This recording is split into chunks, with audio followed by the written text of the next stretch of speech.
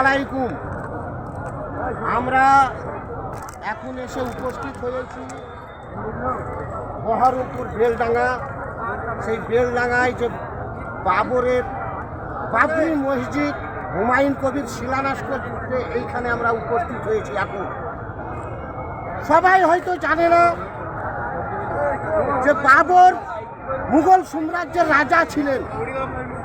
সেই রাজা ভালোভাবে চলছিল, চলতে চলতে হঠাৎ একদিন সেই রাজার বাবরের একদিন দূর সংবাদ শুনতে পাওয়া যায় যে বাবর আলীর একটা ছেলে নাকি ইন্তেকাল করেছেন।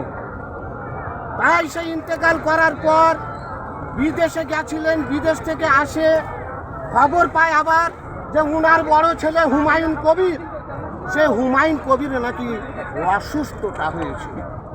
সেই অসুস্থতা শুনে বাবর আলী মাঝে মাঝে কয়েকবার অজ্ঞান হয়ে পড়ে গেছিল। সেই অজ্ঞান হয়ে পড়ে গেছিল। তারপরে সেই হুমায়ুন কবিরের মা বলে, হাগো আমার ছেলে তো একটাই হুমায়ুন কবির, তা ছেলের জন্য আমার কিছু করলে। হঠাৎ করে খবর হলো হুমায়ুন কবির অসুখ, শরীর খারাপ। তাই সেই অসুখে হঠাৎ করে কয়েকটা সাহাবা বাবরকে এসে বলছেন, আপনার যে রাজত্ব আছে সেই রাজত্বর কিছু যদি দেন বিনিময়, তবে আপনার সাম্রাজ্যর সেই বাবর সেই হুমায়ুন থাকবে। তাই উনি একদিন রাত্রে সেই সাহাবাদের কথা শুনে হঠাৎ করে রাত্রে একদিন আল্লাহর কাছে বাবর আলী ফরিয়াদ করলেন যে আমার জান দিয়ে নেওয়া সম্ভব হবে। তাই আল্লাহকে ফরিয়াদ করে একদিন বললে যে আমার জান নিয়ে নাও, আমি জান দিয়ে দেবো আল্লাহ, কিন্তু আমার হুমায়ুন কবিরকে তুমি সুস্থতা করো, জিন্দা করো। তার কারণ বাবর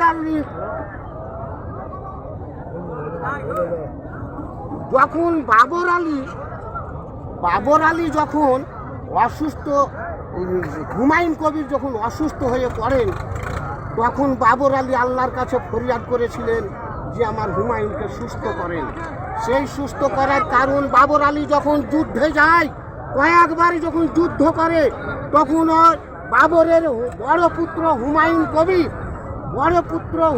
কবির কিন্তু বাবরের সঙ্গে কয়েকবার যুদ্ধে গেছিল। তাই হুমায়ুন কবিরের ওপরে খুব বাবরের মায়া ছিল। তাই যাক, সেই মুঘল সাম্রাজ্য, সেই বাবরের মসজিদ যখন ভেঙে যায়, আমার নবীর জাত ইসলাম কেউ কোনো প্রতিকার করতে যায়নি।